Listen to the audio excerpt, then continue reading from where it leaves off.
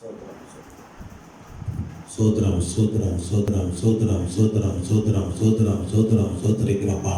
ஹalleluya ஹalleluya ஹalleluya ஹalleluya ஹalleluya. சோத்ரிக்கிறோம், துதிக்கிறோம் துதிக்கிறோம். நன்றி தகப்பனே, நன்றி தகப்பனே, நன்றி தகப்பனே, நன்றி தகப்பனே. நன்றி ஆண்டவரே, நன்றி ஆண்டவரே, நன்றி ஆண்டவரே, நன்றி ஆண்டவரே. நன்றி இயேசுவே, நன்றி இயேசுவே, நன்றி இயேசுவே. நன்றி பரிசுத்தாயினவரே, நன்றி பரிசுத்தாயினவரே. மகா கருணையும் இரக்கம் பரிசுத்தமுள்ள பரலோக பிதாவே, அதிகமாக நேசித்து வழிநடத்தின அன்பு தகப்பனை துதிக்கிறோம், சோத்தரிக்கிறோம். கிருபையும் சத்தியம் நிறைந்தவரே துதிக்கிறோம், சோத்தரிக்கிறோம். இலவசமான கிருபையை ஆசீர்வதிக்கிறவரே துதிக்கிறோம். இலவசமான கிருபையினால் இம்மட்டும் இதை பாதுகாத்து பராமரித்து வழிநடத்த அன்பு தேவனுக்கு போடாபடி சோத்திரமையா தகப்பனே. இந்த வேளையிலே ஒரே திருப்பாத்தில் வந்திருக்கிறோம். ஆண்டவரை ஆசைப்படி கிரியசியும் எல்லா தடைகளையும் மாற்றி போடும் ஆண்டவரே. சோத்திரம் சோத்திரம் சோத்திரம் சோத்திரிக்கிறோம். ஹalleluya ஹalleluya. சோத்திரம். இந்த வேளையிலே தாரர்களே இடைவெளி வீராக இந்த வல்லமை வெளிப்படட்டும் ஆண்டவரே. சோத்திரிக்கிறோம். தாரலை கலந்து ஒவ்வொரு பிள்ளைகளும் ஒப்பு கொடுக்கிறோம், ஊழியர்கள் ஒப்பு கொடுக்கிறோம். எல்லாரும் ஏசிபி நாமத்துக்குள்ள ரத்தத்துள்ள வார்த்தைக்கு ஒப்பு கொடுச்சிக்கிறோம். நீரையை பொறுப்படுத்து வழிநடத்து கிருபினாலே சூழ்ந்து கொள்ளும் இந்த வல்லமை வெளிப்படட்டும் ஆண்டவரே. தகப்பனே, மீண்டும் திருப்பாத்தில் வந்திருக்கிறோம். எங்களை மன்னித்து காத்துக்கொள்ளும். எங்களை குறைகளை குற்றில காணப்பட்டாலும் அறிவு தெய்வாய் மன்னித்து ஆண்டவரே சோத்திரிக்கிறோம். ஆறுகளை இடைவெளிவீராக ஆலையில தூக்குள்படியை கடந்து வரும் பாடல்களை ஆசீர்வதியும், துதிகளை ஆசீர்வதியும் ஆண்டவரே துதிக்கிறோம். சோத்திரி செய்திகளை கடந்து வரும்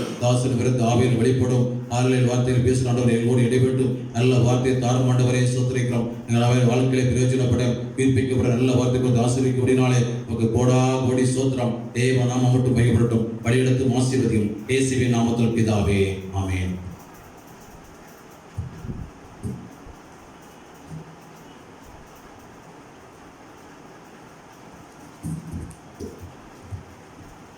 துதிகர மகிமை எல்லாம் நம் இயேசு ராஜாவுக்கு என்று பாடல்களை பாடி ஆண்டவருடைய நாமத்தை மகிமைப்படுத்தலாம்.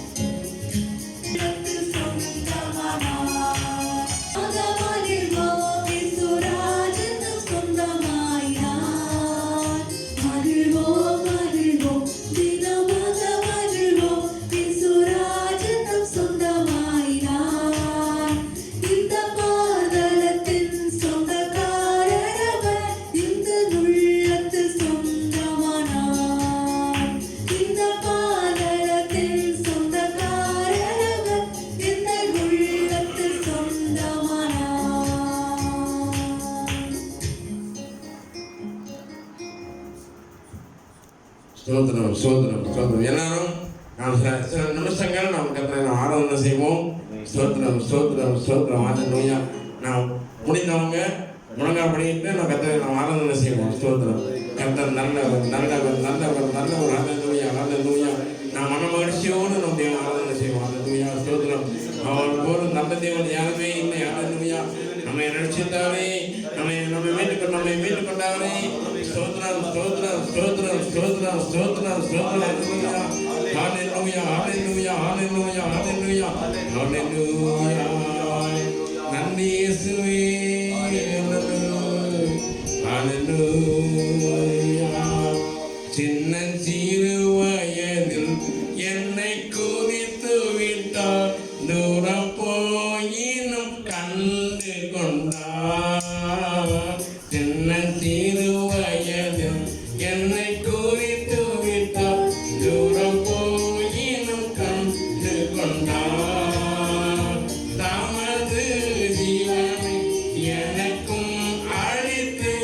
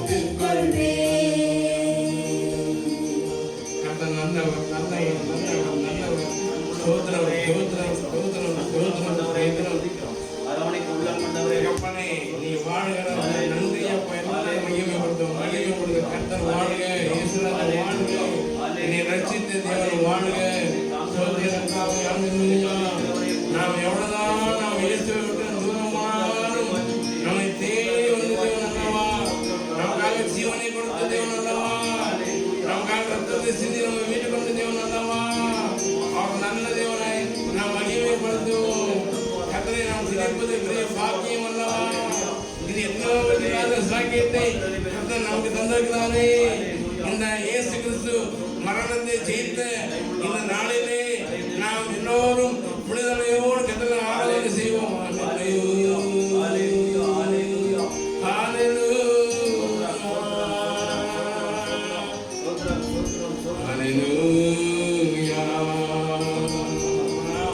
நன்றி அப்பா, நன்றி அப்பா, நன்றி அப்பா. நாம் கர்த்தரை துதிப்பது பெரிய பாக்கியம், கர்த்தரை நாம் உயர்த்துவது பெரிய பாக்கியம். ஹல்லேலூயா. நீங்க இயேசு கிறிஸ்துவை உயர்த்துங்க, கர்த்தர் உங்களை உயர்த்துவார். ஹல்லேலூயா. ஸ்தோத்திரம். நீங்க இயேசு கிறிஸ்துவை ஆராதனை செய்யுங்க. ஹல்லேலூயா. உங்க வாழ்க்கையே தேவனை ஆராதிக்கிற ஆராதனையாக மாறட்டும்.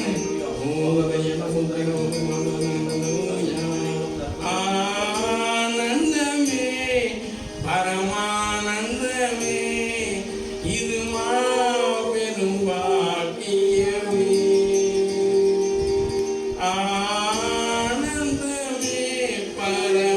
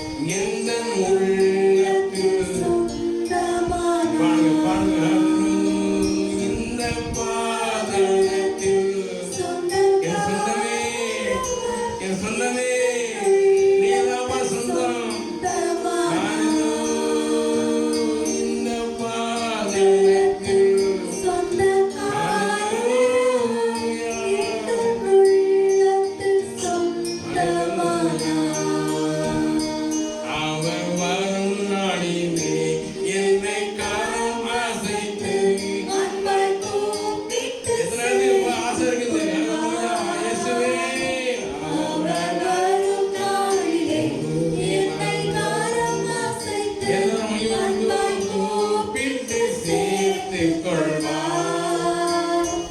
அவர் சமூகமதில் அவருடனே ஆடிப்பார்.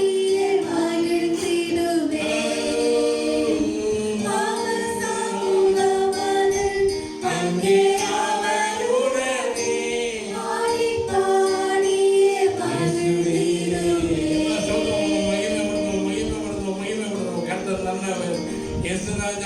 நீ சர்வ வல்லமையுள்ள தேவன், சர்வ வல்லமையுள்ள தேவன், நமக்கு சொந்தமான தேவன். அவர்தான் நம்ம சொந்தம். இந்த உலகத்தில் உள்ள சொந்தங்கள் எல்லாம் மாறி போயிடும். ஹல்லேலூயா. அது மறைந்து போயிடும். ஹல்லேலூயா. ஹல்லேலூயா. நமக்காக உயிரை கொடுத்த தேவன் நம்மை தேடி வந்தார். அவர்தான் நமக்கு சொந்தம்.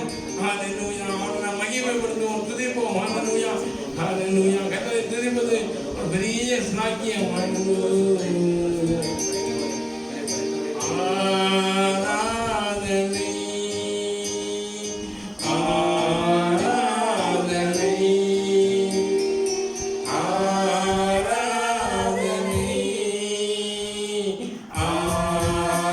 ஆராதனை உந்தன் நாமம் உயர்த்தி பாடி உம்மை ஆராதிப்பேன். உந்தன் நாமம் உயர்த்தி பாடி உம்மை ஆராதிப்பேன். கர்த்தாவே நீ மாட்சிமை நிறைந்தவரே, துதி மகிமைக்கெல்லாம் எல்லாம் பண்ணுவோம். கர்த்தாவே துதி மகிமைக்கெல்லாம்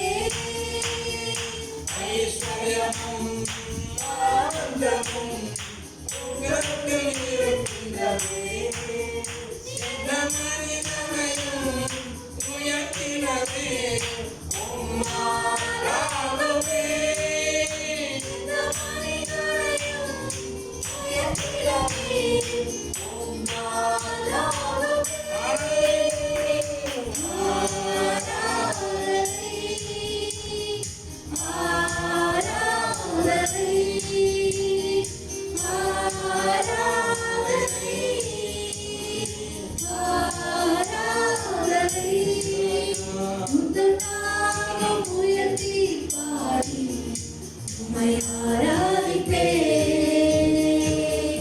உந்தன் நாமம் உயர்த்தி பாடி உம்மை ஆராதிப்பேன். என்னை வாழ வைக்கிறவரே துதிக்கிறோம் அப்பா. என்னை வழி நடத்துகிறவரே துதிக்கிறோம் அப்பா. என்னை பாதுகாக்கிறவரே துதிக்கிறோம் அப்பா. எல்லாம் ஸ்தோத்திரம். கர்த்தர் பெரியவர், அவர் உண்மை உள்ள தேவன், அவர் தலைமுறைக்கும் அவர் ராஜரீகம் பண்ணுகிற தேவன். ஓ ஹல்லேலூயா. கர்த்தரை துதிக்கிற இடங்களிலே விசுவாசனுடைய கிரியைகள் அழிந்து போகும். கர்த்தரை துதிக்கிற இடங்களிலே வாழ்க்கையிலே ஜெயம் உண்டாகும். கர்த்தரை துதிக்கிற உள்ளங்களிலே இயேசு கிறிஸ்து தேடி வருவார். கர்த்தரை துதிக்கிற இந்த இருதயங்களிலே இயேசு கிறிஸ்து உலாவுவார். ஊதகாந்தர சூரபாபதி என்ன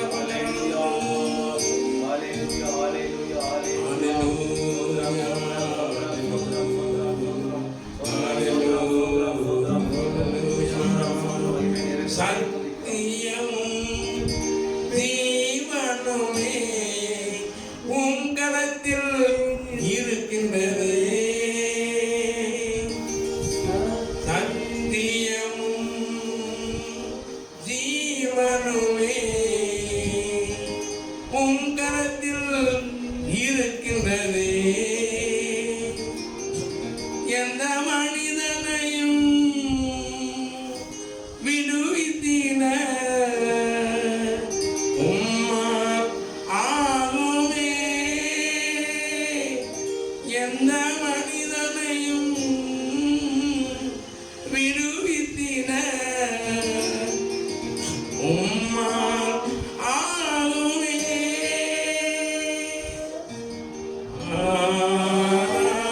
ஆராதனை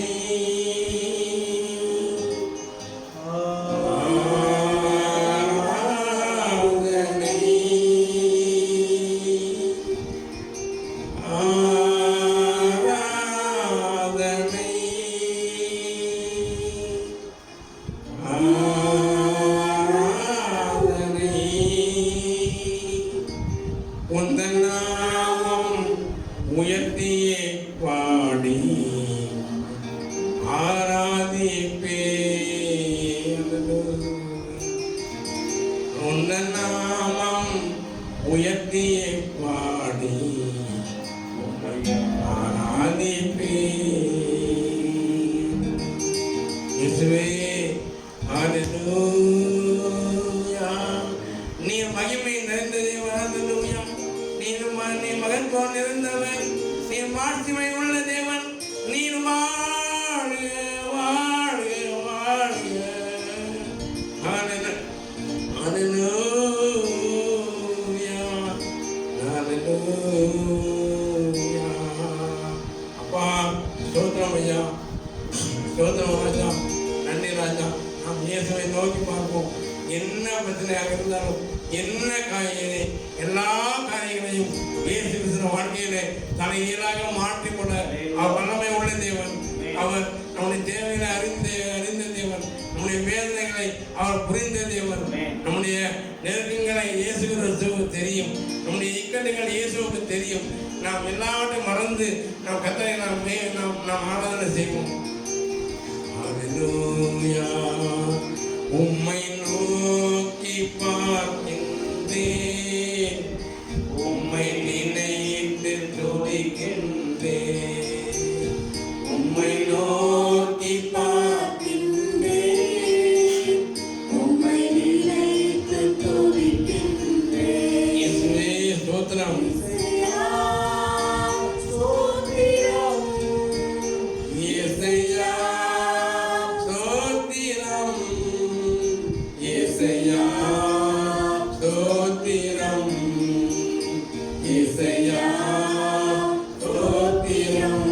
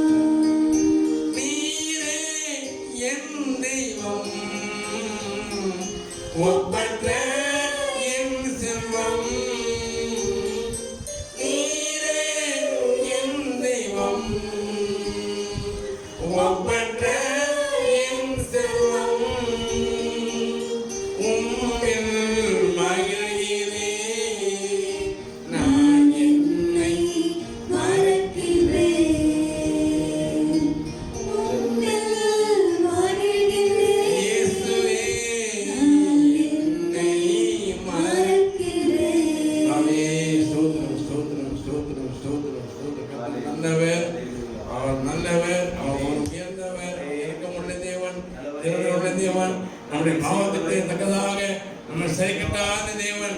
அவர் கிருபை பெரியது, அவர் கிருபை மேலானது, கிருபை நமக்கு நல்லது, ஜீவனை பாதுகாக்கிறோம். அவர் கிருபை நல்லது. இந்த உயிர் கலந்த நாளிலே, மரணத்தை ஜெயித்த நாளிலே, பாவத்தை ஜெயித்த நாளிலே, உலகத்தை ஜெயித்த நாளிலே, இயேசு கிறிஸ்து எப்படி மாம்சத்தினை வாழ்ந்த நாட்களில் எல்லாவற்றையும் ஜெயித்து எழுந்தாரோ அதே வெற்றி நமக்கும், தேவனை ஆராதிக்கிறதா நமக்கும் அவர் கொடுக்க. அவர் ஜீவனுள்ள தேவன், உயிருள்ள தேவன். ஹல்லேலூயா. நாம் தேவனை இடைவிடாமல் ஆராதிப்போம், நாம் துதிப்போம், நம்ம முழுவதுமாக தாழ்த்துவோம், நம்ம அர்ப்பணிப்போம். ஹல்லேலூயா. இயேசுராஜா, நீ முழுவதுமாக அர்ப்பணிக்கிறோம். நீங்க ஆர்ப்பணிங்கப்பா, வழி நடத்துங்கப்பா. இயேசுவே ஸ்தோத்திரம் ஐயா, ஸ்தோத்திரம் ஐயா. எங்கள் வாழ்க்கையிலே எல்லா காரியங்களையும் நீர் பொறுப்படுப்பீராக. என் குடும்பத்தை நீ பொறுப்படுப்பீராக. அப்பா, என் வேலையை நீ பொறுப்படுப்பீராக. அப்பா, ஸ்தோத்திரம், ஸ்தோத்திரம் ஐயா. நீங்க அப்பா, நீங்க உள்ளத்துல வந்தீங்கன்னா எல்லா குறைவும் நிறைவா மாறிடும். அப்பா, ஸ்தோத்திரம், ஸ்தோத்திரம். இயேசு தேவா, அர்ப்பணித்தே என்னையே நான் அர்ப்பணித்தே. இயேசு தேவா, அர்ப்பணித்தே என்னையே நான் அர்ப்பணித்தேன். ஏற்றுக்கொள்ளும், ஏந்திக் கொள்ளும், இதயம் வாசம் செய்யும். ஏற்றுக்கொள்ளும், ஏந்திக் கொள்ளும், இதயம் வாசம் செய்யும். என் ஆத்மாவும் சரீரமும் என் ஆண்டவர்க்கே சொந்தம். இனி வாழ்வது நானல்ல, என்னில் இயேசு வாழ்கிறார். நல்ல பிதாவே, நன்றியோடு வந்திருக்கிறோம். குமாரனும் ரட்சகமாகி இயேசு கிறிஸ்து நாமத்தினாலே பாடி துதிக்க ஆராதிக்க வா. நீர் உயிர் மரணத்தை ஜெயித்து இந்த நாளிலே ஆராதிக்க நீ கிருபை ஸ்தோத்திரம். அப்பா, இன்னைக்கு அப்பா நாங்கள் வந்தப்பா லாக்டவுன்னால அப்பா நாங்கள் வீட்டில் இருந்தாலும், நாங்கள் வந்து அப்பா வெளியில் போகாமல் நாங்கள் வீட்டில் இருந்தாலும் அப்பா உண்மை துதிக்க ஆராதிக்க அப்பா சபையாக இணைந்து உணவனப்பட்டு நாமத்தை உயர்த்த நீ கிருபை ஸ்தோத்திரம். எங்களையே ஜீவப்படியாக அர்ப்பணிக்க நீங்கள் கிருபை ஸ்தோத்திரம். தொடர்ந்து மீதியான நேரமெல்லாம் நீ ஆட்கொள்ளுங்க, வழி நடத்துங்க. உங்கள் மகிமையை பிரசன்னத்துக்குள்ளாக, இந்த அக்னியை பிரசன்னத்துக்குள்ளாக எல்லாரையும் மூடிக்கொள்ளுங்க. நீங்கள் மறைத்து கொள்ளுங்க. ஸ்தோத்திரம். வார்த்தை மூலமாக எல்லாரோட பேசுங்க. தாழ்த்தியும் அர்ப்பணிக்க மகிமை கொடுங்க. முகத்தை மாத்திரம் என்ன வேணும் பேசி கொடுங்க. இயேசு கிறிஸ்துவின் பிதாவே, ஆமென்.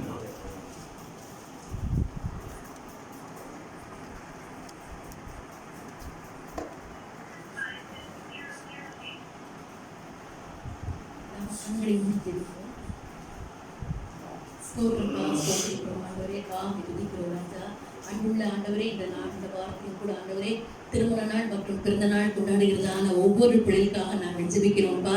ஆண்டவரே அப்பா, அம்மை ஸ்தோத்திரிக்கிறோம் ராஜா. அப்பா ஆண்டவரே, இந்த வாரத்தில் கொண்டாடுகிறதான ஒவ்வொரு பிள்ளைகளையும் ஆண்டவரே நீங்கள் ஆசீர்வதிக்க வேண்டுமாய் ஜெபிக்கிறோம் ராஜா.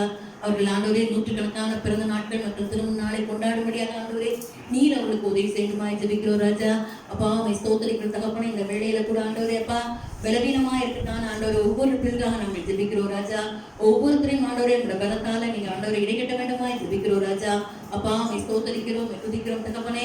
அது போல ஆண்டவரே இந்த சபைகளிலே ஆண்டவரே அப்பா திருமண வயது வந்தும் ஆண்டவரே திருமணமாகாதற்கான ஒவ்வொரு ஆண்டவரை விசுவாசத்திற்காக நாங்கள் ஜெபிக்கிறோம் ராஜா.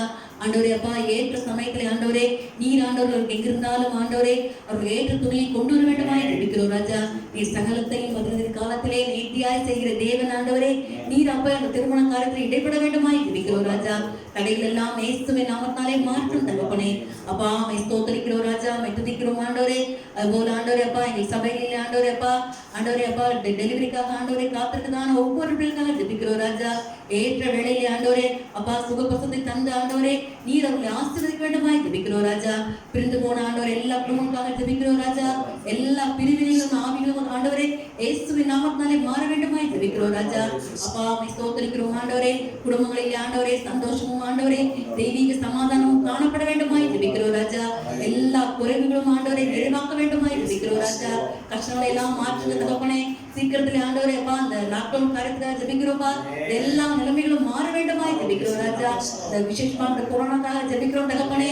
அது சீக்கிரத்தில் ஆண்டவரே எங்களை விட்டு கடந்து போக வேண்டுமாய் ஜெபிக்கிறோம் ராஜா. அநேக நாட்களை ஆண்டுக்காக ஜெபித்துக் கொண்டிருக்கிறோம் ஆண்டவரே. தேவரீர் தாமே எனக்கு இறங்கி ஆண்டவரே நீர் பதில் செய்ய வேண்டுமாய் ஜெபிக்கிறோம் ராஜா. அப்பா மை ஸ்தோத்திரிக்கிறோம் ஆண்டவரே. மாற எல்லாம் கூடும் தகப்பனே. அப்பா மை ஸ்தோத்திரிக்கிறோம், துதிக்கிறோம், ஸ்தோத்திரிக்கிறோம் ராஜா. தொடர்ந்து ஆண்டவரே அப்பா இருக்குதான செய்தி வேலைக்காக ஜெபிக்கிறோம் ஆண்டவரே. அப்பா செய்தி வேலை ஆசீர்வதிங்க ராஜா. உடைய வார்த்தை கொண்டு ஆண்டவரே ஒவ்வொருத்தர் உள்ளங்களில் இடைபெற வேண்டுமாய் ஜெபிக்கிறோம் ராஜா. ஆண்டவரே அப்பா மை ஸ்தோத்திரிக்கிறோம் ஆண்டவரே. ஒவ்வொரு ஆத்மாவையும் உயிர்ப்பிக்க வேண்டுமாய் ஜெபிக்கிறோம் ராஜா. தொடர்ந்து ஆண்டவரே எல்லா காரியங்களையும் பொறுப்படுத்திக் கொள்ளுங்க. எங்களை தாழ்த்தி ஒப்புக் கொடுக்கிறோம். இயேசுவின் நாமத்தில் ஜெபிக்கிறோம் நல்ல பிதாவே. ஆமென்.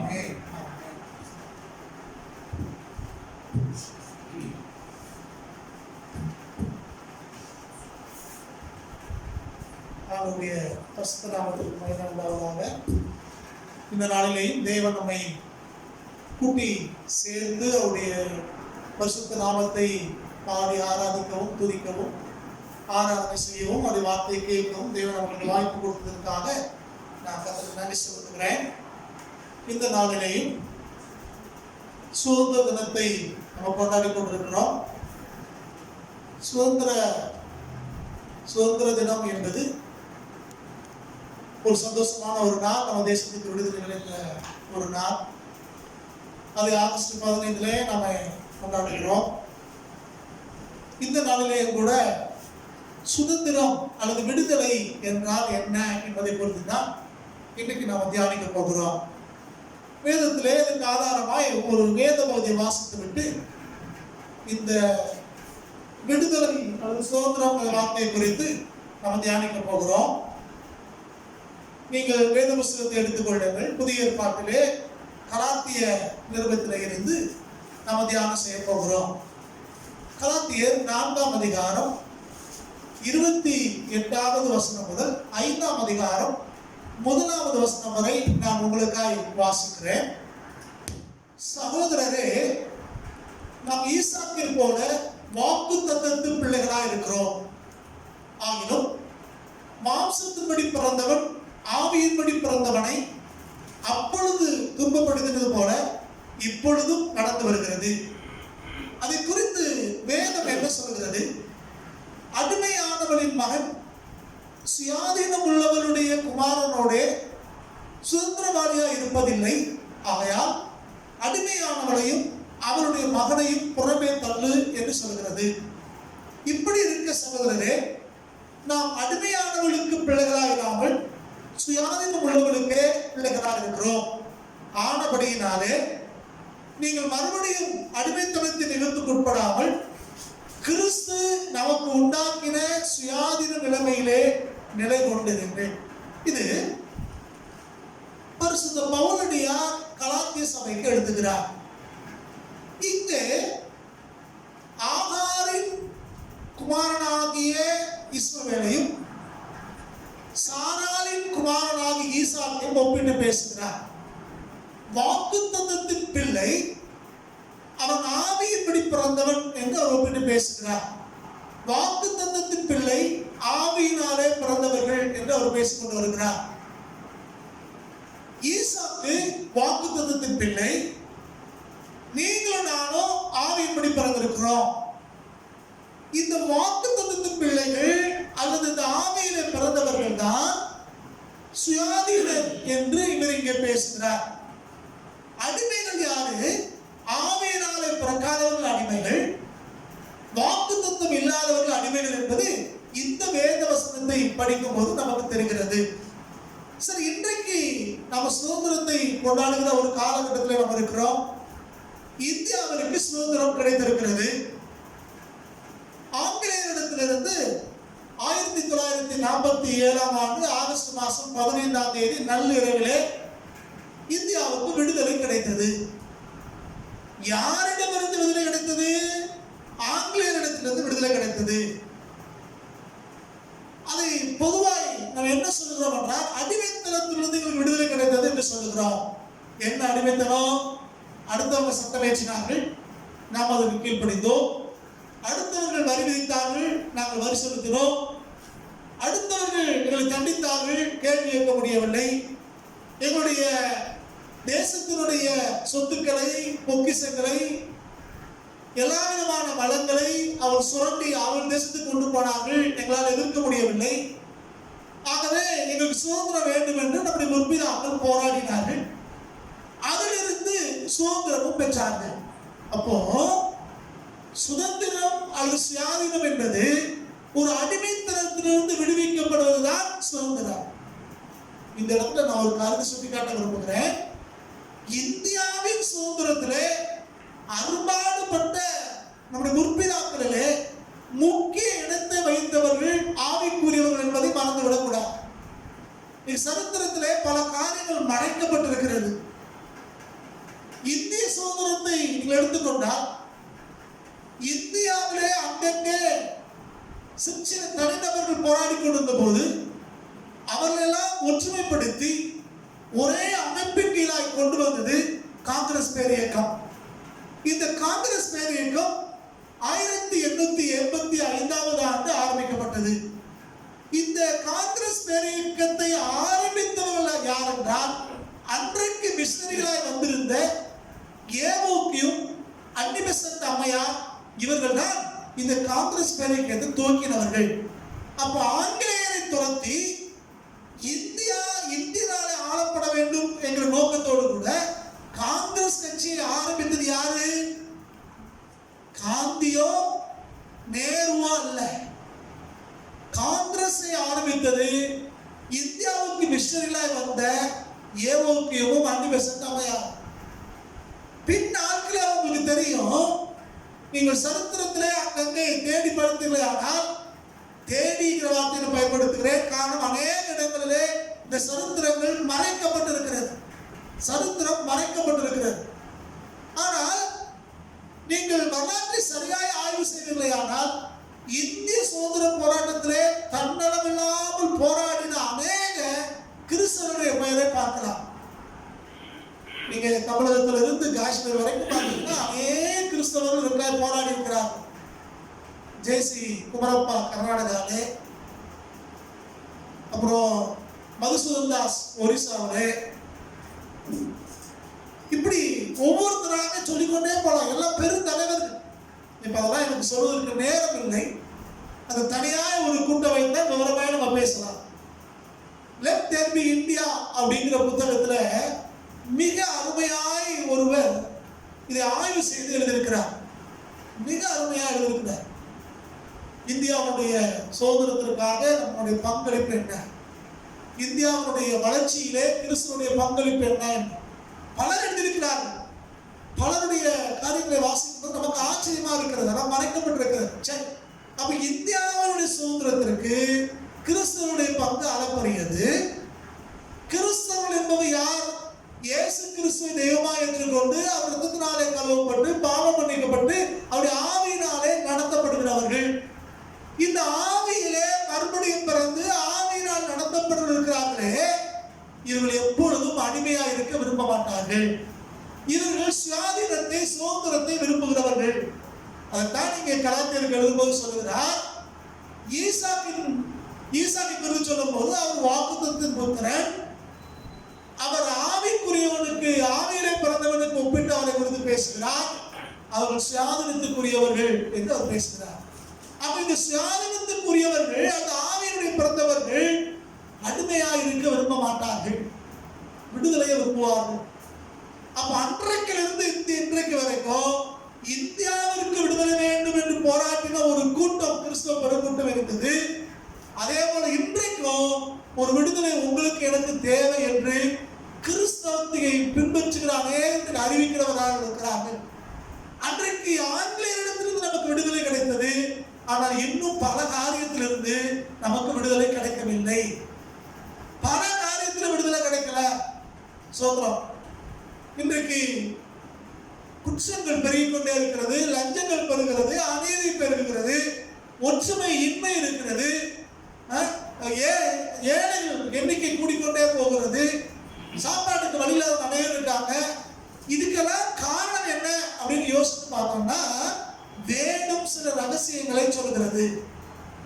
அதிலிருந்து விடுதலை கிடைக்கும் போதுதான் தேசத்திலே சமாதானமும் சந்தோஷமும் தங்கும், தேசத்திலே விடுதலை தங்கும்.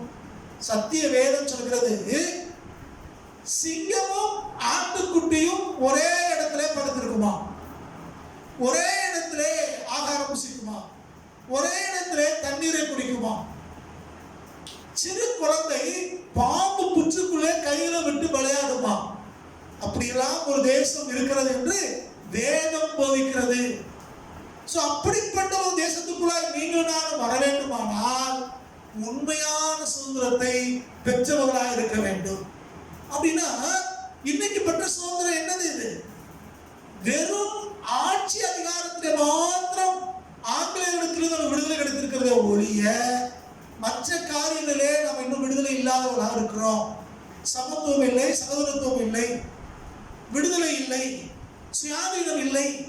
ஆகவே உண்மையான விடுதலை பெற வேண்டுமானால் நம்ம என்ன செய்ய வேண்டும் என்பதை பொறுத்துதான் இன்றைக்கு வேதத்தின் அடிப்படையில் சில காரியங்களை நான் உங்களோடு கூட பகிர்ந்து கொள்ள விரும்புகிறேன். சோத்ரம். முதலாவதாக இந்த விடுதலையை கொடுக்கிறவர் யார், அடுத்து எதில இருந்து நமக்கு விடுதலை தேவை என்பதை சொல்லி நான் நிறைவு செய்ய விரும்புகிறேன். முதலாவதாக விடுதலை கொடுக்கிறவர் யார் அப்படின்னு பார்த்தீங்கன்னா சத்திய வேதத்திலிருந்து நம்ம படிக்க போகிறோம். என்று தமிழை வாசிக்கலாம். பரிசுத்த யோவான் எழுதின நற்செய்தி நூல் 8ஆம் அதிகாரம் 32வது வசனம். யோவான் 8:32. சத்தியத்தையும் அறிவீர்கள், சத்தியத்தையும் அறிவீர்கள், சத்தியம் உங்களை விடுதலையாக்கும், சத்தியம் உங்களை விடுதலையாக்கும் என்றார். அவர் என்ன சொல்றாரு பாருங்க, சத்தியத்தையும் அறிவீர்கள், சத்தியம் உங்களை விடுதலையாக்கும். அப்ப இன்னைக்கு ஒரு விடுதலையை உண்டாக்குவது முதலாவது எதுதான் விடுதலையை உண்டாக்கும்? சத்தியம் தான் விடுதலையை உண்டாக்கும். காந்தியடிகள் சத்தியாகிரகத்தை பின்பற்றினார், காந்தியவாதிகள் சத்தியாகிரகத்தை பின்பற்றினார்கள். சத்தியாகிரகம் என்பது அமைதியான வழியிலே போராடுகிற ஒரு போராட்டம், கத்தியின்றி ரத்தம் இன்றி போராடுகிற ஒரு போராட்டம் என்று நாம் அறிந்திருக்கிறோம். ஆனால் வேத புஸ்தகம் எங்கே சொல்கிறது, சத்தியத்தையும் அறிவீர்கள், சத்தியம் உங்களை விடுதலையாக்கும். வெறும் அமைதி வழியான போராட்டம் மாத்திரம், அகிம்சா என்று சொல்கிறோமே, அந்த அகிம்சை வழி போராட்டம் மாத்திரம் சத்தியம் அல்ல. அது சத்தியத்திலே ஒரு பகுதி, சின்ன பகுதி, அவ்வளவுதான். நம்முடைய தேசத்தினுடைய தேசப்பிதால் அழைக்கப்படுகிற காந்தியடிகள் மத்தேயு எழுதின சுவிசேஷம் 5ஆம் அதிகாரத்தை அவர் படித்தாராம். அங்கே அநேக பாக்கியங்களை குறித்து எழுதியிருக்கிறது. அதன் பின்புதான் அவர் சத்தியாகிரகத்தை அவர் அபியாசப்படுத்தினார் என்று சரித்திரங்கள் சொல்லுகிறது. அவருக்கும் அந்த நாட்களில் சில மிஷனரிமார்களுக்கும் நெருங்கின தொடர்பு இருந்தது. ஜோன்ஸ் அவர்களோடு அவர் நெருங்கின தொடர்புல இருந்தார். அதே போல வெஸ்ட் பெங்காலிலே ராஜாராம் மோகன் ராய் வளர்வதற்கு காரணமாக இருந்தவர் ரெவரண்ட் வில்லியம் கேரி அவர்கள். இப்படி பல தலைவர்களும் கிறிஸ்தவ மிஷனரிகளாலே அந்த நாட்களே உருவாக்கப்பட்டார்கள். அவங்க எதை வச்சு அவங்க உருவாக்குனாங்க அப்படின்னா சத்தியத்தை வைத்து உருவாக்கினார்கள். அப்ப சத்தியமாவது என்ன அப்படின்னு பார்த்தீங்கன்னா இயேசு கிறிஸ்து தான் சத்தியம், இயேசு கிறிஸ்துடைய உபதேசங்கள் தான் சத்தியம் என்று வேத புஸ்தகம் சொல்கிறது. அப்ப இந்த சத்தியாகிரகம் என்பது, இந்த அகிம்சை போராட்டம் என்பது இந்த சத்தியத்திலே ஒரு அங்கமாக இருக்கிறது. ஆனால் இன்னும் அநேக காரியங்கள் இந்த சத்தியத்துக்குள்ளாக அடங்கி இருக்கிறது. அப்ப இந்த சத்தியத்தை அறிய வேண்டிய பிரகாரமாய் நீங்கள் நானும் அறிஞ்சோம்னா நாம விடுதலை ஆகும். உண்மையான விடுதலையை சத்தியம் தான் நமக்கு கொடுக்கும். இன்னைக்கு அசத்தியம் சொல்லக்கூடிய அநீதியான காரியங்கள், மக்களை பிளவுபடுத்த காரியங்கள், தேசத்தை பிளவுபடுத்துகிற காரியங்கள் அநேகம் பெருகிக் கொண்டிருக்கிறது. வார்த்தையாலையும் தந்திரத்தாலும் செய்கையாலும் இன்னைக்கு தேசங்களை அடிமைப்படுத்திக் கொண்டிருக்கிறார்கள், துண்டாடி கொண்டிருக்கிறார்கள். ஆனா வேத புஸ்தகம் சொல்கிறது, நீங்கள் சத்தியத்தை அறிந்திருந்தால் சத்தியம் உங்களை முற்றிலுமாய் விடுதலையாக்கும். எப்படி சத்தியாகிரகம் இந்திய தேசத்துக்கு அரசியல் ரீதியான விடுதலை கொண்டு வந்ததோ, இதே போல சகல காரியங்களை விடுதலை வேண்டுமானால், இன்றைக்கு இருக்கிற லஞ்ச லாவணியம் ஒழிய வேண்டுமானால், இன்னைக்கு இருக்கிற அநீதி ஒழிய வேண்டுமானால், இன்னைக்கு நடக்கிற சட்டத்துக்கு பிரமாண காரியங்கள் ஒழிய வேண்டுமானால், தேசத்திலே ஒற்றுமை உண்டாக வேண்டுமானால், சமாதானமும் சந்தோஷமும் உண்டாக வேண்டுமானால், இன்றைக்கு தேசம் சத்தியத்தை அறிய வேண்டியதா இருக்கிறது. சத்தியம் என்பது இயேசு கிறிஸ்துவுக்கு இன்னொரு பெயர். ஆண்டவருக்கு பல பெயர் இருக்கிறது, அதுல ஒரு பெயர் சத்தியம்.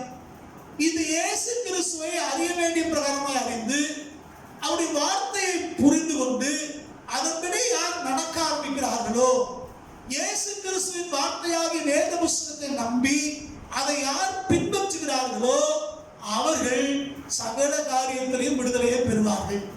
அப்ப முதலாவது சத்தியம்தான் நம்மை விடுதலையாக்கும் என்பதை புரிந்து கொள்ள வேண்டும்.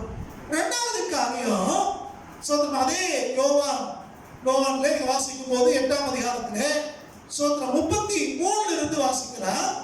அவர்கள் ஆண்டவர் சொன்னார், சத்தியத்தை அறிவீர்கள், சத்தியம் உங்களை விடுதலையாக்கும் என்றார்.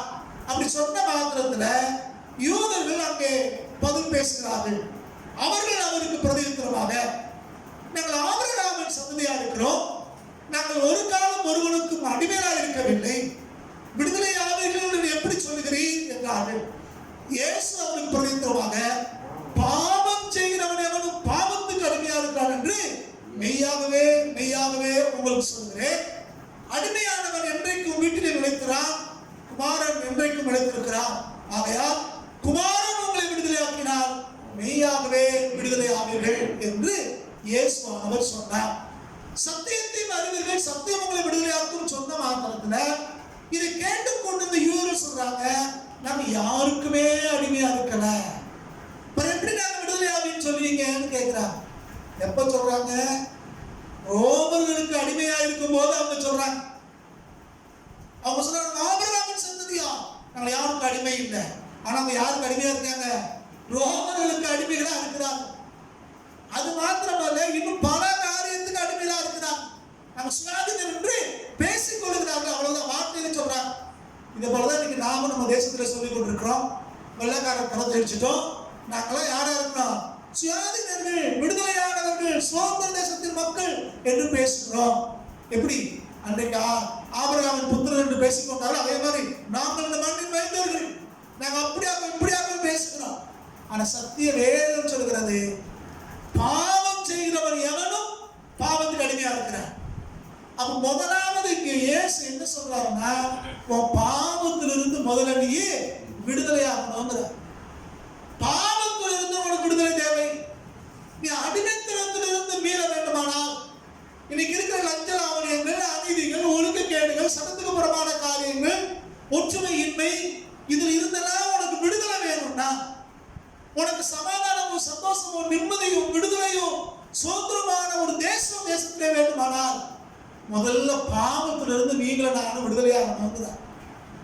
பாவத்திலிருந்து விடுதலையாக வேண்டுமா? பாவம் என்றால் என்ன? சத்திய வேதம் சொல்கிறது, தேவனுடைய வார்த்தையை மீறுவதே, நியாயப்பிரமாணத்தை மீறுவதே பாவம் என்று வேதம் சொல்கிறது. இந்த பாவம் என்பதை அகராதியில டிக்ஷனரியில எப்படி டிஃபைன் பண்றாங்கன்னா, மிஸ்ஸிங் த மார்க் என்று சொல்கிறார்கள். லெக்கை தவற விடுவதுதான் பாவம். என்ன லெக்கை? தேவன் சொல்லியிருக்கிற நிம்மதியான வாழ்வை, பரிசுத்தமான வாழ்வை, பாவம் இல்லாத வாழ்வை தவற விடுகிறோமே, இதுவே என்னதுதான்? பாவம் தான். அப்போ நம்முடைய முற்பிதாக்கள் வெள்ளக்காரங்களை துரத்தடிக்கும் போது நினைச்சாங்க, தேசத்துல இன்னும் பாவம் வேறும் ஓடும், நினைச்சதெல்லாம் சாதிச்சிருவோம், உலகத்துல மிகப்பெரிய வளர்ச்சி ஆயிருப்போம், அப்படி இப்படி என்றால் கற்பனை செய்தார். ஆனா நீங்க அப்படியா இருக்குது? இங்க வர்ற செய்திகளெல்லாம் நம்முடைய தேசம் கீழே நோக்கி போய் கொண்டிருக்கிறது. இன்றைக்கு காந்தியாரோ, நேருவோ, பாபு சிதம்பரனாரோ, காந்தியோ அல்லது வீரபாண்டிய கட்டபொம்மனோ இப்படிப்பட்ட தலைவர்களா இன்றைக்கு இருந்திருந்தா அவங்க யோசிப்பாங்க, ஏன்டா வெள்ளைக்காரனை துரத்தி விட்டோம் அப்படின்னு. வெள்ளைக்காரனை துரத்தினோம், ஆனா பாவத்திலிருந்து நமக்கு விடுதலை இல்லை. தேவன் நமக்கு நியமித்திருக்கிற கட்டளையில் இருந்து நமக்கு கட்டளையை கை கொள்ளாமல் அதை மீறி, சட்டத்தை மீறி அநீதி செய்து லஞ்சலாமணியம் பெற்று தேசத்தை ஒழுங்கு கேட்டுக்குள்ளாய் சமாதான நிலைக்குள்ளாய் கொண்டு போய்கொண்டிருக்கிறோம். அப்ப இன்னைக்கு பாவத்திலிருந்து நமக்கு முதலாவது விடுதலை தேவை. பாவம் என்பது என்ன? தேவனுடைய கட்டளையை மீறுவதே பாவம். தேவன் என்ன சொல்லியிருக்கிறாரு? தன்னை போல பிறரை நேசி, சட்டத்தை மீறாத. குடும்பம் எப்படி இருக்கணும், அரசாங்கம் எப்படி இருக்கணும், பொதுமக்கள் எப்படி இருக்கணும், யார் யாருக்கு என்ன கடமை வேதம் போதிக்கிறது. உலகத்துல ஒவ்வொரு நாட்டிலையும் சட்டங்களை வைத்திருக்காங்க. சட்டக்கல்விகளை படித்தவர்களுக்கு தெரியும். உலகத்தினுடைய சகல சட்டங்களுக்கு அடிப்படை மோசையினுடைய 10 கட்டளை தான். உலகத்துல முதல் முறையா உருவாக்கப்பட்ட சட்டம் என்னதுதான்? மோசையுடைய பிரமாணம். அதை வச்சுதான் உலக சட்டமே இருக்குது. அப்ப இன்னைக்கு வேதம் சொல்கிறது, தேவன் சொல்லுகிற இந்த சட்டங்களை யாரெல்லாம் கை கொள்கிறார்களோ அவர்கள் பாவத்தை செய்யாதபடிக்கு பாவத்திலிருந்து விடுதலை ஆக முடியும். அப்ப என்ன சொல்றாரு பாருங்க, ஆண்டவர் என்ன சொல்றாரு? பாவம் செய்கிற எவனும் பாவத்துக்கு அடிமையா இருக்கிறான். வெள்ளக்காரன்றது நம்ம விடுதலை வாங்கிட்டோம், ஆனா பாவத்துக்கு இன்னும் அடிமைகளா இருக்கிறோம். பாவத்துக்கு அடிமையா இருக்கிறோம். பாவத்துக்கு அடிமையா இருக்கிறார் என்று மெய்யாகவே மெய்யாகவே உங்களுக்கு சொல்லுகிறேன். யூதருடைய இலக்கிய நயம் இது. ஒரு வார்த்தையை 2 முறை சொன்னாங்கன்னா அது கன்ஃபார்ம்டு அர்த்தம், அது உறுதியானதுன்னு அர்த்தம். அது ஒரு இலக்கிய சொல் ஆடல். அதோடு மாத்திரமல்ல, எந்த ஒரு காரியமும் 2 அல்லது 3 சாட்சியினாலே உறுதிப்படுத்தப்படும் வேதம் சொல்லுது. அதுக்காக தான் 2 முறை சொல்றாங்க, நான் உறுதியா சொல்றேன் அப்படின்னு. அப்போ முதலாவது மனுஷனுக்கு எங்க இருந்து விடுதலை வேணும்? பாவத்திலிருந்து விடுதலை வேணும். இந்த பாவத்திலிருந்து விடுதலை கொடுக்கிறது யார்? 36வது வசனம் சொல்கிறது. வாசிக்கிறீங்களா? நான் வாசிக்கிறேன். ஆகையால் குமாரன் உங்களை விடுதலை ஆக்கினார், மெய்யாகவே விடுதலை ஆவீர்கள். குமாரன்கிறது இயேசு கிறிஸ்துவின் ஒரு பெயர். என்ன சொல்றாரு? பாவத்துக்கு நீ பாவம் செய்யும் போது பாவத்துக்கு அடிமையா இருக்கிறாய், அதனால தேசத்திலே சுயாதீனம் இல்லை, உனக்கு சுயாதீனம் இல்லை. சுயராஜ்யம் வேணும் அப்படின்னா, உனக்கு சுயாதீனம் வேணும்னா நீ முதல்ல பாவத்திலிருந்து வெளியே வரணும். இந்த பாவத்திலிருந்து விடுதலை கொடுக்கிறது யாரு? இயேசு கிறிஸ்து ஒருத்தர் தான் பாவத்திலிருந்து விடுதலை கொடுக்க முடியும். அன்பான தேவ ஜனமே, ஒன்றை புரிந்து கொள்ளுங்கள். இந்த உலகத்திலே பலவிதமான நம்பிக்கைகள் உண்டு. தெய்வ நம்பிக்கைகள் அநேகம் இருக்கிறது. ஒவ்வொருத்தரும் ஒவ்வொரு தெய்வங்களை நம்பலாம், அதனுடைய உரிமை. ஆனால் எனக்கு தெரிந்து ஒரு மனுஷனுடைய பாவத்தை மன்னித்து அவனுக்கு புது வாழ்வு கொடுக்கிற ஒரு தெய்வம் இருக்குன்னா, எனக்கு தெரிந்து உலகத்துல இயேசு கிறிஸ்து தவிர யாரும் இல்லை. அற்புதம் செய்கிற தெய்வங்கள் இருக்கிறது கேள்விப்படுகிறோம். அடையாளம் செய்கிறவங்க இருக்கிறார்கள், உதவி செய்கிறவங்க இருக்காங்க, ஆர்வப்படுத்துறவங்க இருக்கலாம். ஆனா ஒரு மனுஷனுடைய வாழ்க்கையை தலைகளாய் மாற்றுகிற ஒருத்தர் உண்டானா அது இயேசுவானவர் தான். வேதம் சொல்கிறது, நம்முடைய ஆண்டவராய் இயேசு கிறிஸ்து பாவிகளை ரட்சிக்க இந்த உலகத்துக்கு வந்தார். பாவிகளை மீட்டெடுக்க, பாவிகளுக்கு விடுதலை கொடுக்க, பாவிகளுக்கு சுதந்திரம் கொடுக்க அவர் இந்த பூமிக்கு வந்தார். இயேசுவானவர் கல்வாரி சிலுவையிலே தம் ரத்தத்தை சிந்தினார். எதுக்குன்னா, உங்களுடைய என்னுடைய பாவங்களை நீக்கும்படியாக அவர் சிந்தினார். இயேசு கிறிஸ்துவின் ரத்தம் சகல பாவங்களை நீக்கி உங்களை என்னையும் ரட்சிக்கும், அதாவது சுதந்திரத்துக்குள்ளாய் கொண்டு வரும், மீட்டெடுக்கும், விடுதலை தரும், சுயாதீனம் தரும்.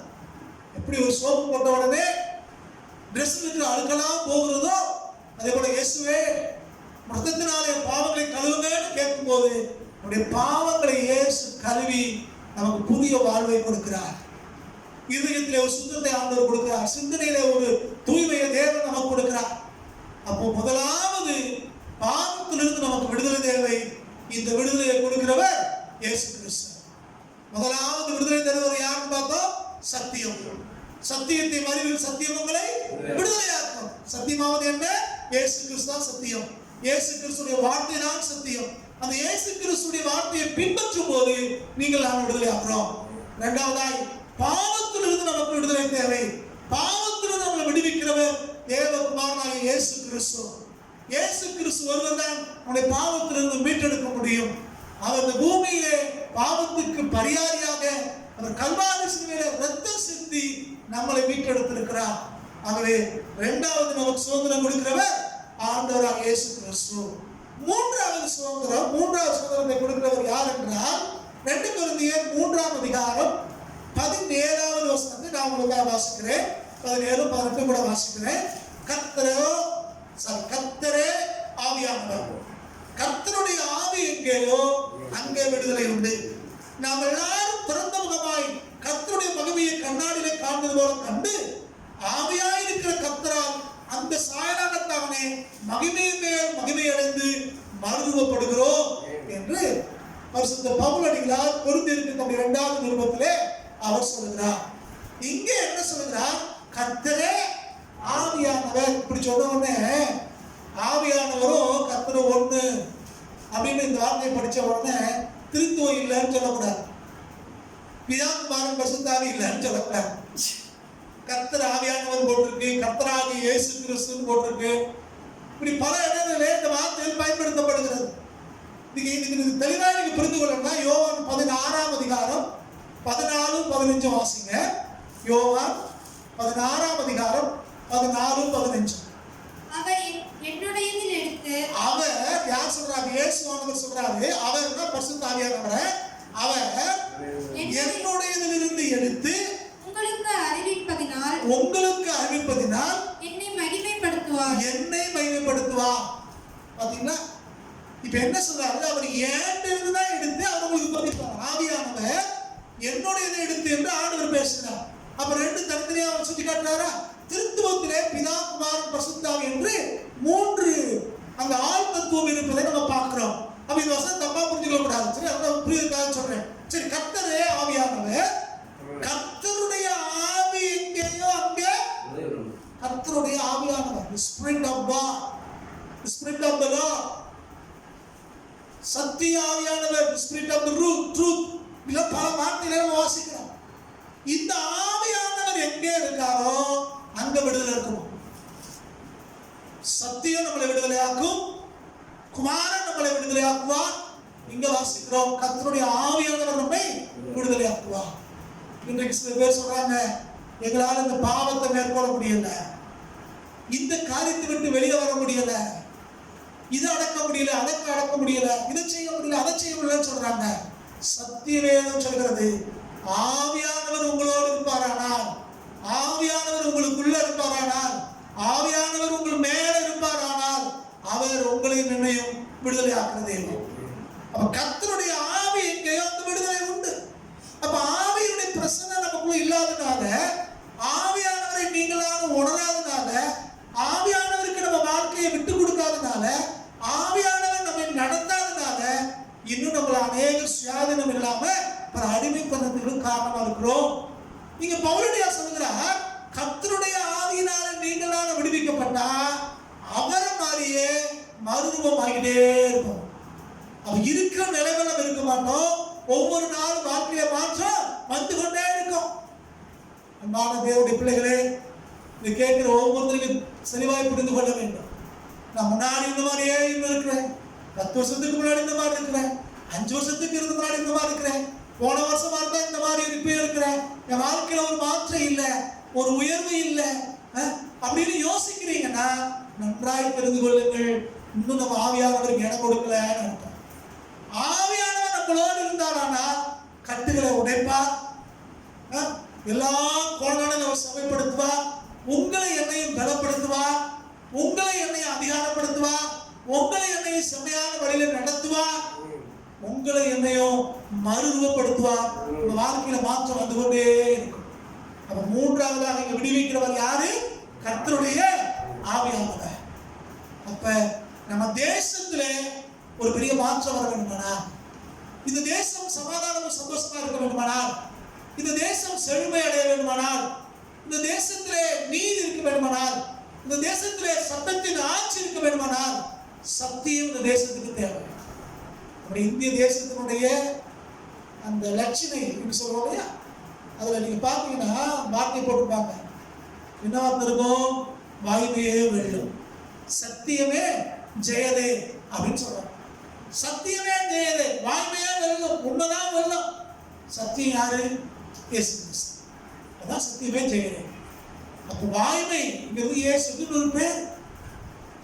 சத்தியமே ஜெயதேன்னு சொல்றோம், அந்த தேசத்திலே சத்தியம் இல்லை, அநீதி பெருகிறது, அக்கிரமம் பெருகிறது, சட்டத்தின் ஆட்சி இல்லை.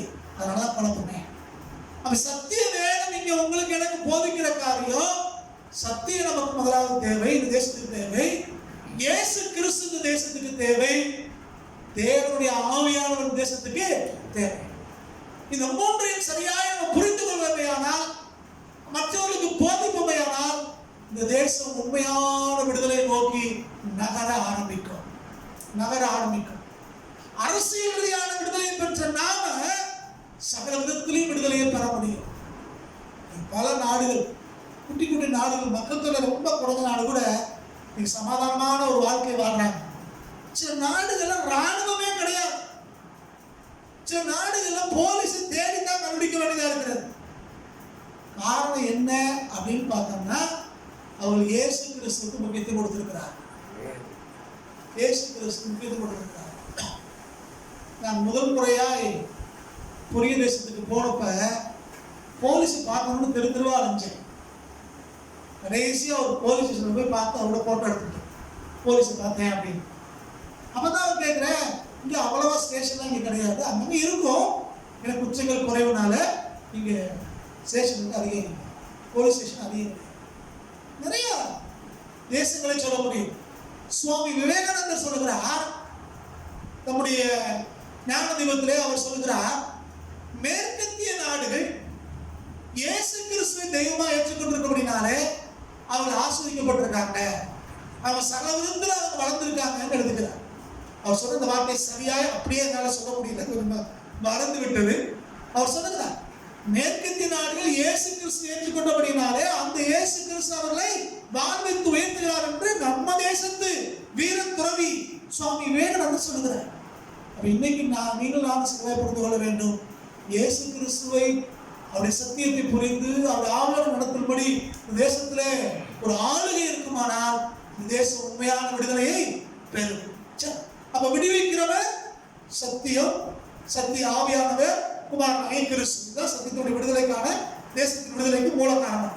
மூன்றாவது, எதிலிருந்து நாம் விடுதலை தேவை? நம்ம ஏற்கனவே பார்த்ததுதான். முதலாவது பாவத்திலிருந்து விடுதலை தேவை. அது முதலாவது பாவம். பாவம் செய்கிறவனும் பாவத்துக்கு அடிமையா இருக்கிறான் அப்படின்னு பார்த்தோம். பரிசுத்த பவுலடியார் ரோமபுரியாருக்கு எழுதிய கடிதம் 6ஆம் அதிகாரம் 18, 22, 23 வசனங்களை வாசிக்கும் போது அவர் அதை இன்னும் அதிகமாக தெளிவுபடுத்துகிறார். நான் வாசிக்கிறேன். ரோமர் 6ஆம் அதிகாரம் 18, 22, 23 வசனங்கள். பாவத்தினின்று நீங்கள் விடுதலையாக்கப்பட்டு நீதிக்கு அடிமைகளானீர்கள். இப்பொழுது நீங்கள் பாவத்தினின்று விடுதலையாக்கப்பட்டு தேவனுக்கு அடிமைகள் ஆனதினால் பரிசுத்தமானதில் உங்களுக்கு கிடைக்கும் பலன் முடிவோ நித்திய ஜீவன். பாவத்தின் சம்பளம் மரணம், தேவனுடைய கிருபை வரமோ நம்முடைய கர்த்தராகிய இயேசு கிறிஸ்துவால் உண்டான நித்திய ஜீவன் என்று சொல்கிறார். அவ பாவத்திலிருந்து நீங்கள் நான் விடுவிக்கப்பட வேண்டும். அதுதான் முதல் காரியம். அடுத்து நான் சொல்றாரு, நீங்க நீதிக்கு அடிமையாகுங்க, ஆண்டவருக்கு அடிமையாகுங்கிறார். இதுக்கு என்ன அர்த்தம் அப்படின்னா, திரும்பவும் அதே மாதிரி அடிமைன்னு அர்த்தம் இல்லை. கிறிஸ்துவுக்கு அடிமை என்பது அதுதான் உலகத்திலே மிகப்பெரிய சுயாதீனம். அது என்ன அப்படின்னா, உலகத்திலிருந்து விடுவிக்கப்பட்டு வேதம் போதிக்கிற சத்தியத்தின்படி நடக்க சொல்லி அவர் ஆலோசனை சொல்கிறார். அப்ப பாவத்திலிருந்து நீங்கள் நான் முதலாவது விடுவிக்கப்பட வேண்டும். பாவத்தின் சம்பளம் மரணம். இங்க மரணம் என்று சொல்வது இந்த வெறும் சரீர மரணத்தை பேசவில்லை. இரண்டாவது மரணம் என்று வேதம் சொல்கிற எரிகிற அக்கினி கடலை குறித்து பேசுகிறது. நியாய தீர்ப்புக்கு பின்பாக பூமியில பிறந்த ஒவ்வொரு மனுஷனும் ஒரு நாளில் இயேசு கிறிஸ்துவின் சிங்காசனத்துக்கு முன்பாக நிற்க வேண்டும். அவன் செய்த பாவத்திற்கு ஏற்ற விதத்திலே அது பாவம் மன்னிக்கப்பட்டிருக்குமானால் அதற்கு ஏற்ற விதத்திலே அவனுக்கு தீர்ப்பு இருக்கும். பாவம் செய்கிற ஆத்மா சாகும், பாவத்தின் சம்பளம் மரணம் என்று வேதம் சொல்கிறது. அவன் இந்த பூமியிலே நம்முடைய சரீரம் மரணத்துக்கு பின்னால அல்லது அதுக்கு முன்பு இயேசு கிறிஸ்து வந்து விடுவாரே, ஆனால் நியாய தீர்ப்புக்குள்ள ஒரு நாளை நீங்கள் நானும் கடந்து போக வேண்டியதா இருக்கும். அன்றைக்கு தேவன் நியாயம் தீர்ப்பார், அவனுடைய செய்கித்தக்க பலன் அவனுக்கு உண்டாகும். அப்ப இந்த பாவத்துக்குள்ளாக ஒரு வாழ்ந்திருந்தால் அவன் எரி நரகத்திற்கு அக்கினி கடலுக்கு போக வேண்டியதா இருக்கும். ஆனா பாவத்திலிருந்து இயேசு கிறிஸ்துவினாலே ஒரு மீட்கப்பட்டிருந்தால் அவருக்கு நித்திய ஜீவன், அழிவில்லாத ஒரு வாழ்வை நித்தியத்திலே தேவன் வைத்திருக்கிறார். அப்ப முதலாவது விடுதலை நமக்கு பாவத்திலிருந்து நமக்கு விடுதலை தேவை. இரண்டாவது விடுதலை இதே ரோமருக்கு எழுத நிருபத்திலே 7ஆம் அதிகாரம் 6வது வசனத்திலே அவர் சொல்லுகிறார். ரோமர் 7ஆம் அதிகாரம் 6வது வசனம், இப்பொழுதோ நாம் பழமையான எழுத்தின்படி அல்ல, புதுமையான ஆவியின்படி ஊழியம் செய்யத்தக்கதாக நம்மை கட்டி இருந்த நியாய பிரமாணத்துக்கு நாம் மரித்தவர்களாகி அதிலிருந்து விடுதலையாக்கப்பட்டிருக்கிறோம். பழைய ஏற்பாட்டு காலத்திலே ஒரு பிரமாணம் இருந்தது, அந்த பிரமாணத்தின்படி நம்ம கட்டுண்டவர்களா இருந்தோம். ஆனா இயேசு கிறிஸ்து வந்து கல்வாரி சிலுவையிலே தன் ஜீவனை கொடுத்து முடிந்தது என்று அவர் சொன்னபோது எருசலேம் தேவாலயத்தினுடைய திரைச்சலை மேலிருந்து கீழே துவங்கின போது பழைய ஏற்பாட்டினுடைய உபதேசங்கள் ஒரு முடிவுக்குள்ளாக வந்தது. பழைய ஏற்பாட்டு வாழ்வு முறைக்கு முடிவு வந்தது. உதாரணமா சொல்லணும் அப்படின்னா, பழைய ஏற்பாட்டு காலத்துல இயேசு கிறிஸ்துவை அல்லது தெய்வத்தை ஆராதிக்கணும்னா எருசலேம் தேவாலயத்துக்கு தான் போகணும். என்றைக்கு இயேசுவானவர் முடிந்ததுன்னு சொல்லி ஜீவனை விட்டாரோ அப்ப ஆலயத்துக்குள்ள தேவனுடைய மகிமை வெளியே வர ஆரம்பித்தது. ஆகவேனா இன்னைக்கு எங்கும் தொழுது கொள்கிற ஒரு காலத்துக்குள்ளாய் நீங்கள் நானும் வந்திருக்கிறோம். அப்ப பழைய ஏற்பாட்டு பிரமாணங்கள் தேவன் உங்களை விடுவித்திருக்கிறார். பழைய ஏற்பாட்டு பிரமாணங்கள் வேற என்ன? எருசலேம் தேவாலயத்துக்கு போனது மாத்திரமல்ல, ஆடு மாடுகளை பலி செலுத்த வேண்டும். பாவம் போகணும்னா ஆடு மாடுகளை பலி செலுத்தணும். நீங்க அது தேவையில்லை. இயேசுவின் ரத்தத்தினால நீங்கள் நானும் கழுவப்பட்டிருக்கிறோம். இயேசு கிறிஸ்து தெய்வமாயிட்டு கொண்டு எல்லாரையும் அவர் தன் ரத்தத்தினால மீட்டுக் கொள்கிறார். இப்படி பல காரியங்களை நம்ம வேதத்திலே நம்ம பார்க்க முடியும். அப்ப பழைய ஏற்பாட்டு பிரமாணங்களிலிருந்து தேவன் உங்களை என்னையும் விடுதலையாக்கி இருக்கிறார். திருவிருந்தாளர் சொல்லுவோம், இந்த ரத்தத்தை இயேசு கிறிஸ்துவுக்கு நினைக்கும் போது சொல்லுவோம், போஜனம் பண்ண பின்பு ஒரு அந்தப்படியே பாத்திரத்தையும் எடுத்து, இந்த பாத்திரம் என் ரத்தத்தினால் ஆகிய புதிய உடன்படிக்கையா இருக்கிறது. உடன்படிக்கைனா கவனன் என்று ஆங்கிலத்தில் சொல்லுகிறோம். ஏற்பாடு என்றாலும் கவனன் என்றுதான் பேரு. அப்ப பழைய ஏற்பாடு புதிய ஏற்பாடுனா பழைய உடன்படிக்கை புதிய உடன்படிக்கை என்று பெயர்.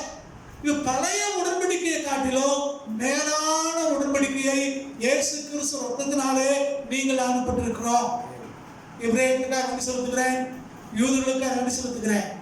எபிரேய மொழி அறிவும் யூத கலாச்சாரத்தினுடைய தெளிவும் வேதத்தை நன்றாய் புரிந்து கொள்வதற்கு நமக்கு ஏதுவாக இருக்கும். உதாரணமாய் பண்டிகைகளை குறித்து படிக்கும் போது அது எல்லாம் இயேசுவை தான் குறிக்கிறது என்று நம்ம பார்க்கிறோம். அதற்காக நன்றி செலுத்துகிறேன். ஆனால் அதையெல்லாம் அப்படியே கொண்டாட வேண்டும் என்று தேவன் உங்களுக்கு எனக்கு சொல்லல. எல்லாம் கவனிக்கணும். பழைய ஏற்பாட்டுக்குள்ள திரும்பி போயிடக்கூடாது. பழைய ஏற்பாடு வந்து நமக்கு புதிய ஏற்பாட்டுக்கு நேராக நம்ம நடத்தி கொண்டிருக்கிறது. பழைய ஏற்பாட்டின் அடிப்படை உபதேசங்கள் நீங்கள் கை கொள்ள வேண்டும். ஆனால் பழைய ஏற்பாடு பிரமாணங்களுக்கு நீங்கள் அடிமைகள் அல்ல. புதிய உடன்படிக்கையினால் ஆண்டவர் உங்களை என்னையும் மீட்டெடுத்திருக்கிறார். பாவத்திலிருந்து நமக்கு விடுதலை தேவை. அதே போல பழைய வாழ்க்கையிலிருந்து பழைய ஏற்பாட்டு வாழ்க்கையிலிருந்து நமக்கு விடுதலை தேவையா இருக்கிறது. மூன்றாவதாக அதே பவுலடியார் ரோமபுரியார் கடித நிருபத்திலே 8ஆம் அதிகாரம் 2வது வசனத்தை வாசிக்கலாம்.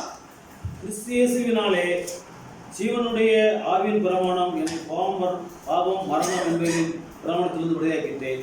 இப்ப எதிலிருந்து விடுதலை ஆக்குறா? இயேசு கிறிஸ்துடைய ஆவியின் பிரமாணம் எதிலிருந்து விடுதலை ஆக்குதுன்னா, பாவத்தை குறித்து முதலே பார்த்துட்டோம். இரண்டாவது மரணத்திலிருந்து நம்மளை விடுதலை கொடுக்கிறது. நீங்க மரணம் என்று சொல்றது முதலே சொல்லிட்டேன். இது சரீர மரணத்தை குறித்து பேசவில்லை, இது இரண்டாவது மரணத்தை குறித்து பேசுகிறது. நியாய தீர்ப்பை குறித்து பேசுகிறது. அக்கினி கடலை கொண்டு போய் போட்ட பத்தி பேசுகிறது. வேதத்திலே நிறைய கவனித்தில்லையானால் ஒரு முறை பிறந்தவனுக்கு 2 மரணம் உண்டு. ஒரு முறை என்றால் தாயினுடைய வயிற்றிலிருந்து சாதாரணமாய் எல்லாரையும் போல பிறந்தவனுக்கு 2 மரணம். ஒன்று சரீர மரணம், இன்னொன்று ஆவிக்குரிய மரணம். அதான் எரி நரகத்தில் போடப்படுகிற மரணம். ஆனால் 2 முறை பிறந்தவனுக்கு 1 மரணம் மட்டும்தான். 2 முறை என்றால் தாயினுடைய வயிற்றிலிருந்து பிறந்து ஆண்டவராய் இயேசு கிறிஸ்து சொந்த ரட்சகராய் ஏற்றுக்கொண்டு ஆவியிலே மறுபடியும் பிறத்தல், 2வது ஒரு பிறப்பு. இந்த மறுபடியும் பிறந்தவனுக்கு ஒரே மரணம் தான், அது சரீர மரணம் மட்டும்தான். அதுவும் இயேசு கிறிஸ்து சீக்கிரம் வந்துட்டாருன்னா அந்த மரணமும் இல்லை, உயிரோடே அவர் எடுத்துக்கொள்ளப்படுவோம். அல்லேலூயா. அப்படியே மறுரூபமாகி போயிடுவோம். கர்த்தர் எப்போ வர்றாருன்னு தெரியல. கர்த்தருடைய வருகை தாமதிக்குமானால் 2 முறை பிறந்தவனுக்கு 1 மரணம் தான். 2வது மரணமாகிய இந்த நியாயத்திற்கு பின்னால் வருகிற அக்கினி கடலுக்கு போற மரணம் நமக்கு இல்லை. அப்போ முதலாவது பாவத்திலிருந்து நமக்கு விடுதலை தேவை, நியாய பிரமாணத்தில் விடுதலை தேவை. 3வதாய் அந்த எரிகிற அக்கினியிலிருந்து நமக்கு விடுதலை நமக்கு தேவை. 2வது மரணத்திலிருந்து விடுதலை தேவை. அதே பவுலுடைய கொலோசியருக்கு எழுதின 1ஆம் அதிகாரம் 13-14 வாசிங்க. இருளின் அந்தகாரத்தில் என்று நம்மை விடுதலையாக்கி, இருளின் அந்தகாரத்தில் என்று நம்மை விடுதலையாக்கி நமது அன்பின் குமாரனுடைய ராஜ்யத்திற்கு உட்படுத்தினவருமாயிருக்கிற பிதாவை ஸ்தோத்திரிக்கிறோம். அவருக்குள் அவருடைய ரத்தத்தினாலே பாவ மன்னிப்பாகிய மீட்பு நமக்கு உண்டாயிருக்கிறது. இருளின் அந்தகாரத்திலிருந்து நம்மை விடுதலையாக்கியிருக்கிறார். இயேசு கிறிஸ்து ரத்தத்தினாலே கழுவப்படுகிற வரை, நீங்களும் நானும் ஆவியாருடைய சத்தத்தை கேட்கிற வரை, சத்திய வசனத்தை கை கொள்ளாத வரை இருளின் அதிகாரத்துக்குள்ளாக இருக்கிறோம். எது பாவம் எது நீதின்னு தெரியறது இல்லை. என்றைக்கு சத்தியத்தை நம்ப ஆரம்பித்தோமோ, என்றைக்கு ஆவியானவர் நமக்கு மறுவாழ்வை கொடுத்தாரோ, என்றைக்கு இயேசுவார் நம்மை விடுதலை ஆக்குகிறாரோ, அப்போ இருளின் அதிகாரம் நம்முடைய வாழ்க்கையிலே இருக்கிறது இல்லை. ஜீவ ஒளியாகி இயேசு கிறிஸ்து அதிகாரத்துக்குள்ளாய் நீங்கள் நானும் கடந்து வருகிறோம். அப்ப இருளின் அதிகாரத்தில் இருந்து நமக்கு விடுதலை தேவை. அன்பான தேவ ஜனமே, நீங்க எப்படி இருக்கீங்கன்னு கொஞ்சம் யோசிச்சு பாருங்க. உலக பிரகாரமான பிசாசுடைய அதிகாரங்கள், அந்த சக்தியுடைய வல்லமை, இருளின் அதிகாரம் நமக்குள்ள இருக்குன்னா இன்னைக்கு ஆண்டவர்கிட்ட முறையிடணும். ஆண்டவரே வெளிச்சத்தின் பிள்ளையாய் கொண்டு வாங்க, வெளிச்சத்துக்குள்ள கொண்டு வாங்க, கர்த்தர்கிட்ட கேட்கணும். கர்த்தர் தான் நம்மளை மாற்ற முடியும். இன்னைக்கு இருக்கிற அந்தகார சக்தியிலிருந்து விடுதலை தேவன் தான் நம்மளை விடுவிக்க முடியும். நம்ம தேவனுடைய கரங்களை நம்ம விட்டு கொடுத்து அந்த விடுதலையை கேட்கணும். அடுத்ததாக எபிரேயர் நம்முடைய 2ஆம் அதிகாரம் 15வது வசனத்திலே விதமாய் சொல்கிறார். எபிரேயர் 2ஆம் அதிகாரம் 15வது வசனம், ஜீவ காலமெல்லாம் மரண பயத்தினாலே அடிமைத்தனத்திற்குள்ளானவர்கள் யாவரையும் விடுதலை பண்ணும்படிக்கும் அப்படியானா. இங்கே சொல்லப்படுற மரண பயங்கிறது 2வது மரணத்தை மட்டும் குறிக்கல, முதல் மரணத்தையும் குறிக்கிறது. இன்னைக்கு அநேக நேரங்களே நமக்குள்ள மரண பயம் இருக்கிறது. கொரோனா காலம் சொல்ல வேண்டியதே இல்லை, சொல்ல வேண்டியதே இல்லை. லேசான ஜலதோஷம் பிடிச்சு இருமல் வந்து காய்ச்சல் வந்தாலே ஐயோ கொரோனாவா இருக்குமோ ஒரு மரண பயம். சில பேருக்கு செய்தித்தாள் வாசிக்கிறாங்க, அவர் ஆக்சிடென்ட் ஆச்சு அப்படிங்கிற செய்தியை கேட்டாங்கன்னா உடனே உங்களுக்குள்ள மரண பயம். நமக்கு இப்படி ஆயிருமோ, நம்ம ரோட்ல போறோம் இப்படி ஆயிருமோ. அங்க ஒருத்தருக்கு பலமா பேசினாரா ஹார்ட் அட்டாக் வந்துருச்சான்னு சொன்னா சத்தத்தை கூட்ட போகலாம் பயம் தெரியுது. ஐயோ நம்ம சத்தத்தை கூட்டாமா கூட்டக்கூடாது, மரண பயம். சில பேருக்கு சாம வீடுங்கிற செய்தி கேட்டாலே மரண பயம், நம்ம வந்துருவோம் அப்படின்னு. ஆனா வேத வசனம் சொல்கிறது ரொம்ப அழகா சொல்ல பாருங்க, ஜீவகாலமெல்லாம் மரண பயத்தினாலே. இந்த பூமியில உயிரோடு இருக்கிற நாளெல்லாம் சில பேருக்கு மரண பயம் இருக்கிறது. அந்த மரண பயத்தில் இருந்துதான், அந்த மரண பயத்தை குறித்து வேதம் சொல்றது ஒரு அடிமைத்தனம் என்று சொல்கிறது. அது ஒரு அடிமைத்தனம், பயம் ஒரு அடிமைத்தனம். அந்த பயமாகிய அடிமைத்தனத்திலிருந்து இயேசு கிறிஸ்து உங்களுக்கு எனக்கு விடுதலை தருகிறார். சொல்றோம். அப்ப இந்த பயத்திலிருந்து விடுதலையாக வேண்டும். மரண பயம் நமக்கு தேவையில்லை. மரணம் என்பது இந்த பூமியில் பிறந்த எல்லாருக்கும் உண்டு. பூமியில ஒருத்தர் பிறந்தாச்சுன்னா கண்டிப்பா மரணம் இருக்கிறது, எப்போ வேணாலும் வரலாம். ஆனா ஆண்டவர் அறிந்த பிள்ளைகளுக்கு ஒரு நம்பிக்கை இருக்கிறது.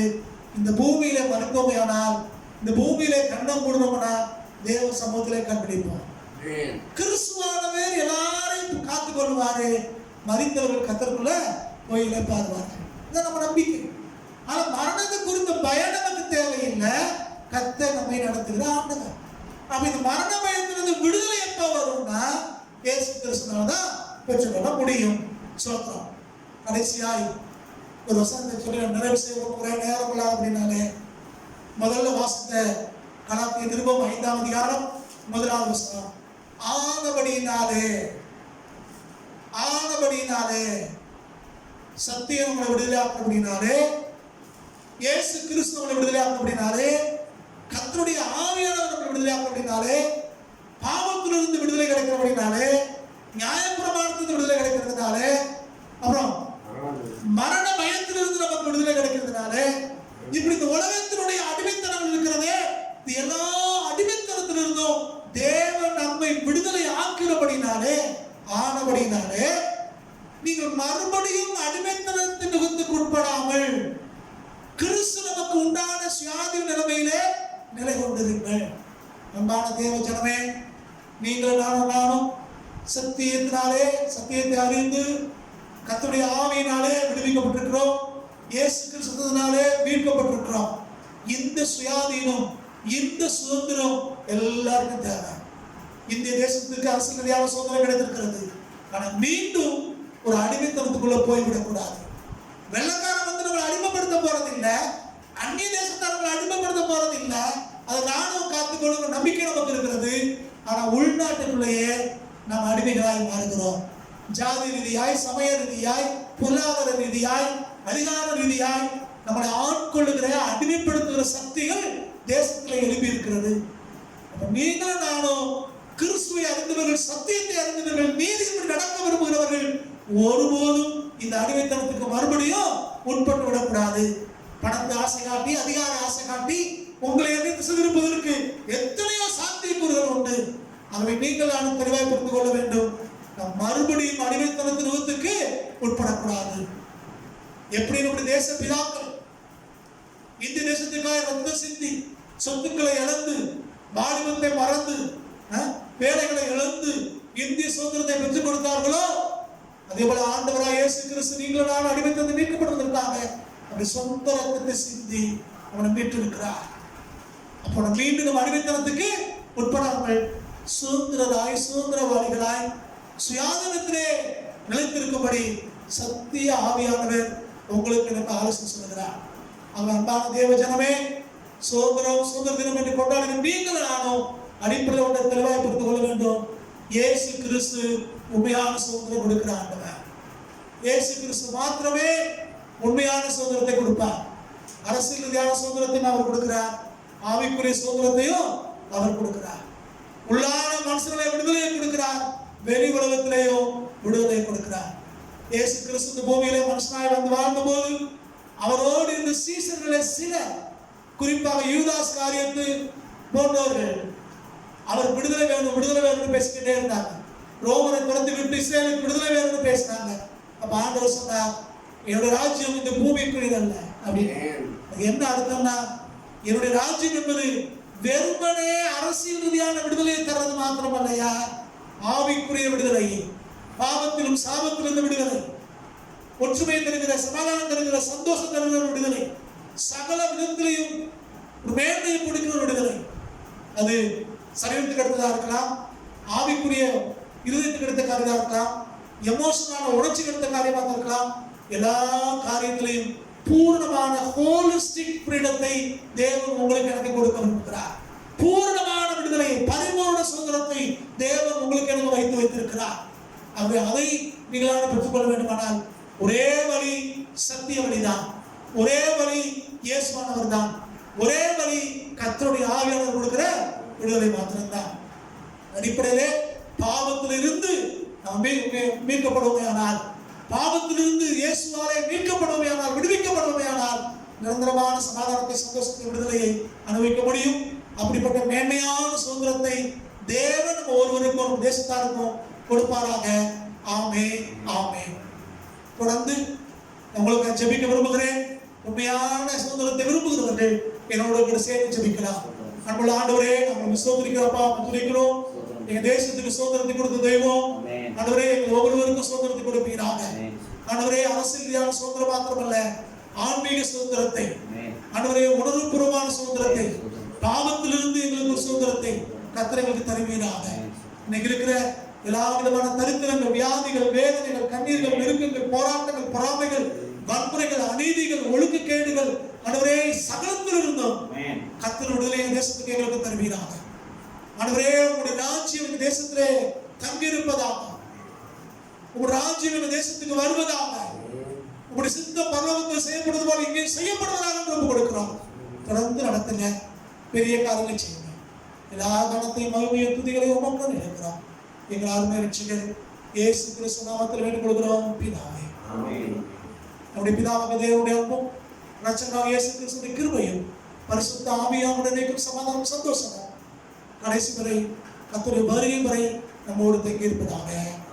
என் ஆத்மாவே கர்த்தரை ஸ்தோத்திரி, முழுமே நாமத்தை ஸ்தோத்திரி. ஆத்மாவே கர்த்தரை ஸ்தோத்திரி, கர்த்தர் செய்த சகல வரங்களையும் பாராட்டு. ஆமென் ஆமென்.